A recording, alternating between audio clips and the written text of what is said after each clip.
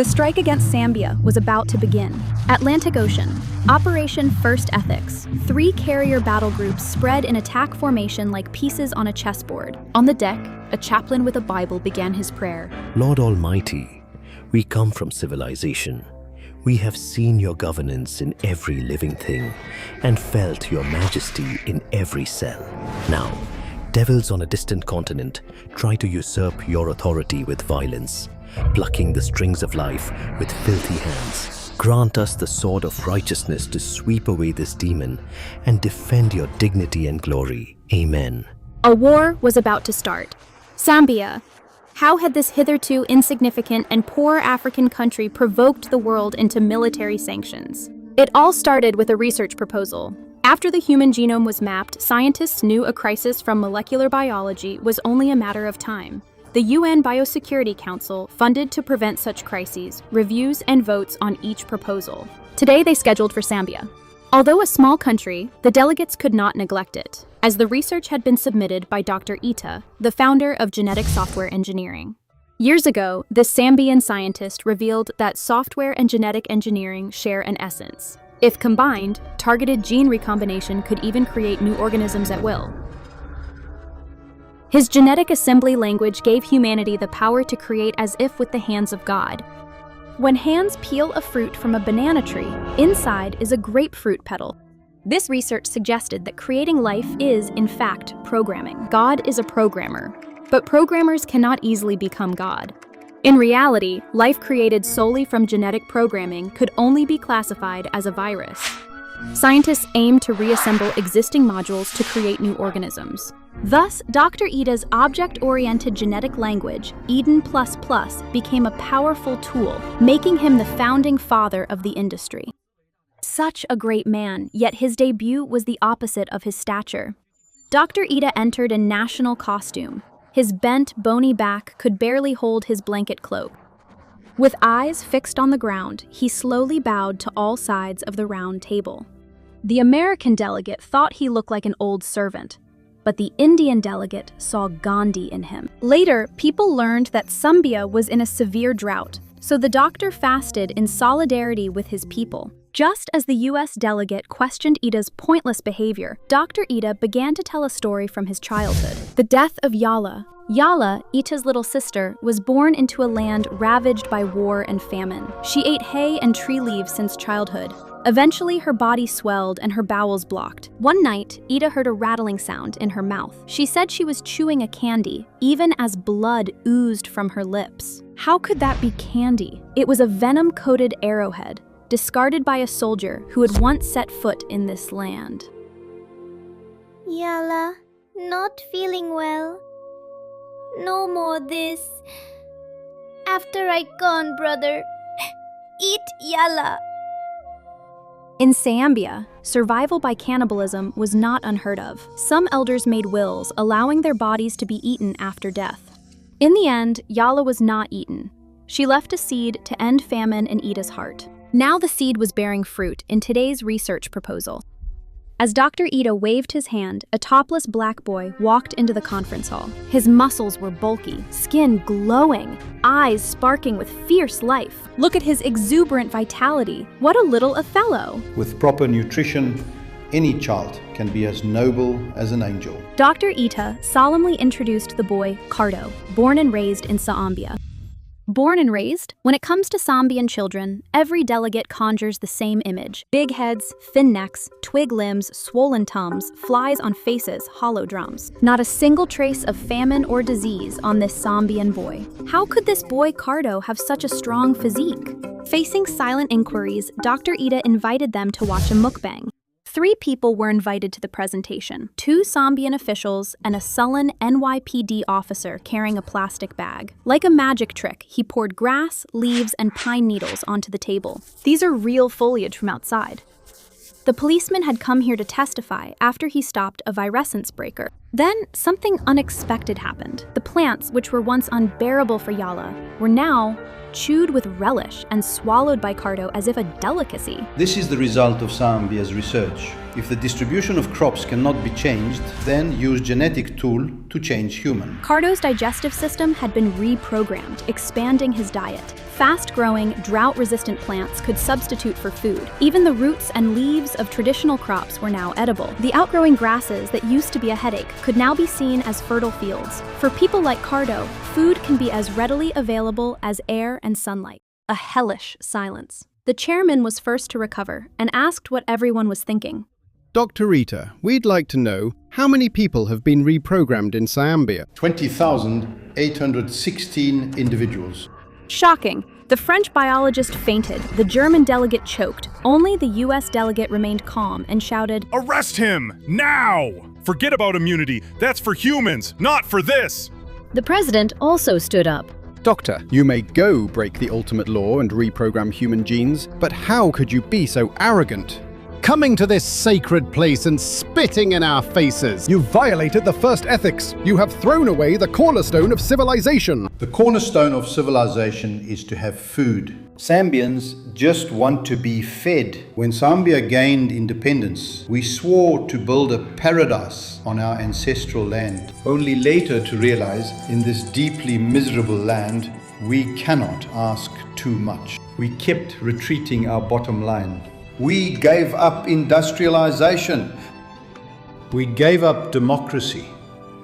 We even gave up national and personal dignity. But Zambia's expectation cannot fall any lower. We cannot give up food. Gentlemen, I convey this message from President Luvikar to the UN. Zambia stands ready to face any consequences. As the news broke, the world was astonished. Images of Ita and Cardo splashed across every screen worldwide. Calls for arrest echoed by the hour. Threats came in every form.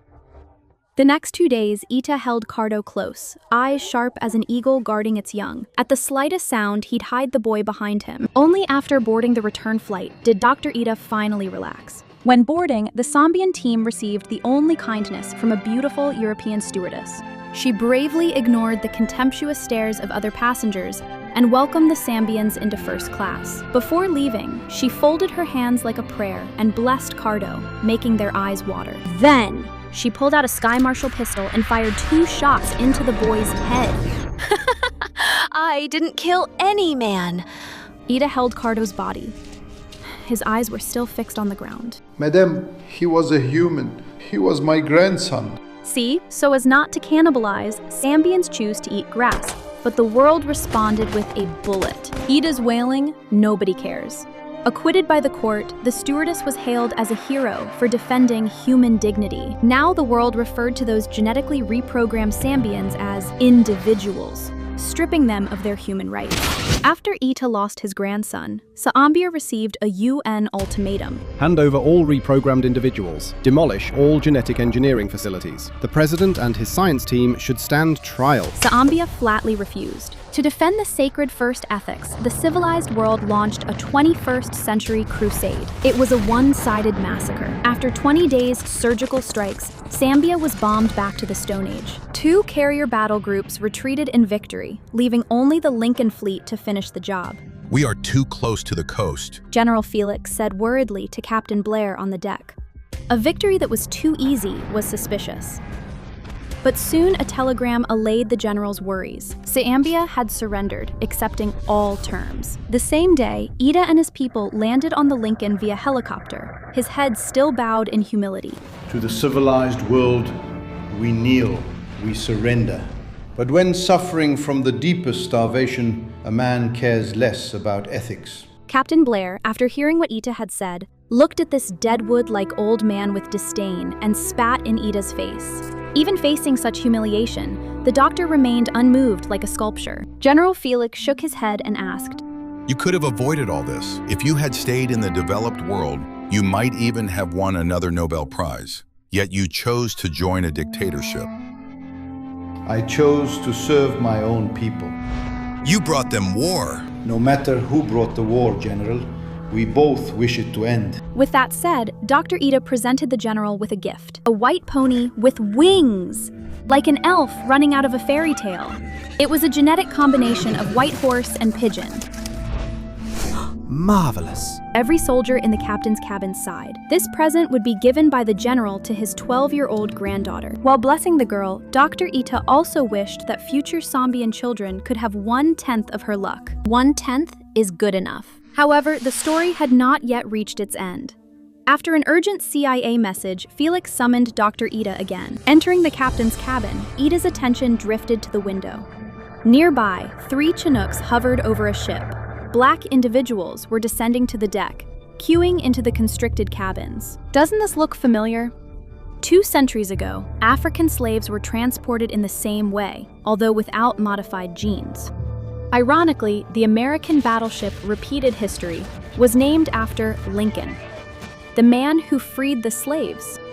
Now, Doctor, let's talk business. Ida's attention was drawn back. I know the reprogrammed might catch diseases normal people are immune to. Not long ago, there was a skin disease outbreak. You authorized a European pharmaceutical to produce the vaccine. The delivered vaccines were made for 40,000 individuals. Now, may I have a look at the remaining 20,000 vaccine? Dr. Ida responded with silence, for obvious reasons.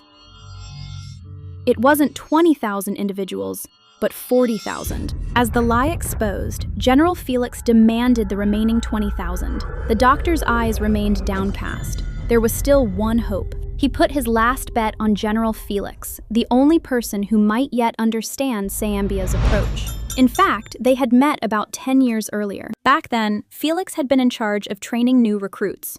He once said, Among these candidates, I see soldiers like scientists, engineers, and even artists. But soldiers who are simply soldiers are becoming rare. Genetic engineering may create qualified soldiers for the nation.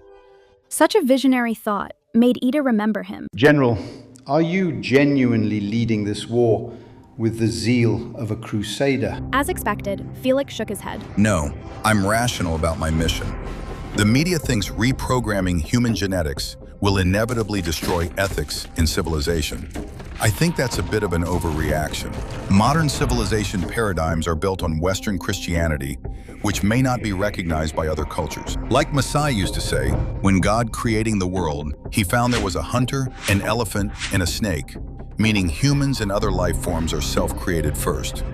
So Africa has fewer taboos on life innovation than the West. That is understandable. As for the West, they won't simply collapse because of genetic reprogramming. In fact, we have already violated the first ethics for lesser reasons. Clones, test tube babies, and elective abortions, and so on. In all these events, the legal and ethical system adapted, and society has shown no sign of collapse. As for all the fuss from the West, it is simply because Westerners do not need to satiate their hunger on plants. In fact, wherever there is need, ethics comes only second. Then, General, you must understand my plea. Let go the rest 20,000 Sambians. Ita bowed to the Americans non-stop, making him look more like an old beggar than a Nobel Prize winner. Unfortunately, a soldier obeys. Felix heard Ida out, unmoved and even threatened. We know where you're hiding. Refuse, we will bomb the jungle. By then, forget about creatures. Even bacteria will not survive. Ida sighed deeply and muttered something in his local dialect. His body shook as if about to collapse. Give me telephone. I will convey your request to my president. Following the US soldiers, Ita reached the door, then suddenly he turned around. To the surprise of the Americans, his back was no longer bent. He was such a towering figure. He raised his head. 2 cold beams shot from his eyes. Leave Africa. Without another word, Ida turned and strode out. His steps were different from when he had entered, now strong and powerful. This was a warning from a cornered nation. Unlike Captain Blair, who laughed, General Felix was anxious about Ita's sudden turnaround. Gazing at Sambia's burning sky, Felix remembered a fallen brother. 40 years ago, trapped on the Saigon embassy roof, he had watched a shell rip his friend to pieces. That split second was etched into his memory. He realized that war was unpredictable. The table could turn at any moment. General Felix was woken by a staff lieutenant. who pointed at the designated beach. Around 20,000 Sambian individuals had gathered, just as requested. Impossible. General Felix stared at the black line on the far bank. All roads were destroyed. How could they assemble 20,000 surrenders so quickly? No, not surrenders, but a whole ground troop. Wait, not a ground troop exactly. Something white appeared among the Sambian troops. They were white wings. Those were 20,000 men who could fly. All units, engage. Air support inbound, now. The general roared. Too late! The flying troop was already overhead. Aegis engaged, missiles flew. The first targets hit then exploded, something red and white raining from the sky. After the first blood, the air troops learned. When the second wave came, they scattered, and the missiles lost their bite. Since the pixel-guided system relied on 3D images, not point coordinates, so it mistook the flying men for large birds and veered off. So the artificial intelligence, once again, became artificial idiots. After all missiles were fired, only a few flyers were hit. The remaining flying warriors dashed toward the Lincoln, with the artillery silenced by overheating and the slow volleys continuing to miss their target. The airborne warriors finally closed in on the deck, just as Sun Tzu warned, 3 shots, then close combat. Aboard the Lincoln, 4,000 crew members packed into the armory like sardines. While the humans scrambled in chaos, the devilish flyers descended onto the deck in orderly rank. The first flyer landed. His white wings fluttered, his feet silent, touching the deck. Now no soldier saw a devil, only an angel, an apparition from Greek myth. A phantasm descending from an ancient dream into the human world of ash and cold steel. The close combat began. Flying warriors roared as grenades fell like rainfall, covering more flying men to the deck. Yet now, an awkward truth. The crew could not really fight. The carrier had been a comfortable cradle, with easy victories at a fingertip. Over-reliance on tech had turned hardened soldiers into game-addled children. In close combat, the crew stood no chance. Even more embarrassing was the weaponry. The USM 16s were no superior to the Sanabians' old AK-47s. With limited rifles in Lincoln's armory, some soldiers could only fight with pistols. Now the crew was nothing but flesh trapped between steel walls. The magazine, oil tanks, and twin reactors. These were Lincoln's 3 fatal vulnerabilities. The crew and the Lincoln were fish on a chopping board, doomed to be picked off by white-winged petrels. Now, over 5,000 flying warriors had landed. The deck combat was nearly over. In the next hour, Lincoln quietened. Only faint internal explosions remained. The flying warriors poured in like ants, devouring Lincoln's steel organs. Soon they destroyed the reactors. Lava, like blood, poured from Lincoln's heart, burning through the hull.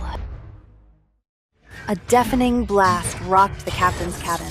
Flying warriors burst in, gunning down officers and Captain Blair. Their eyes locked on the general's shoulder stars. Yet not a single shot was fired. Seeing Dr. Ita walk out from his warriors, the general roared. Shoot me, You may sink, Lincoln, but none of you will get away with this. Of course they can get away. Ida smiled, the first time Felix had seen him smile. They could fly across borders at will. Radars would mistake them for birds, and food is everywhere. Even with all modern tech, they'd be hard to eradicate. Most importantly, they would soon be legalized and restored to full human rights. Just as you said, even in the so-called civilized world, whenever there is need, ethics becomes secondary. You may know that your people do not need to live on plants, but they certainly have the need to fly. This is the oldest dream of humankind, a temptation no one can resist. The imaginary devils do not exist.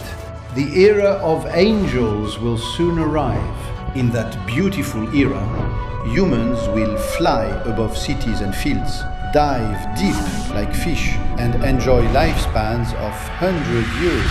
General, you are witnessing the dawn of this new era. Having said that, Dr. Ida turned and walked away, his warriors streaming after him. Not one of them gave Felix so much as a glance. The USS Abraham Lincoln did not fully sink until dusk. General Felix stood on a cruiser, staring at the distant ancient land at a loss. On that ancient ground where humans first emerged millions of years ago, swarms of flying man hovered in twilight into a new angelic dawn.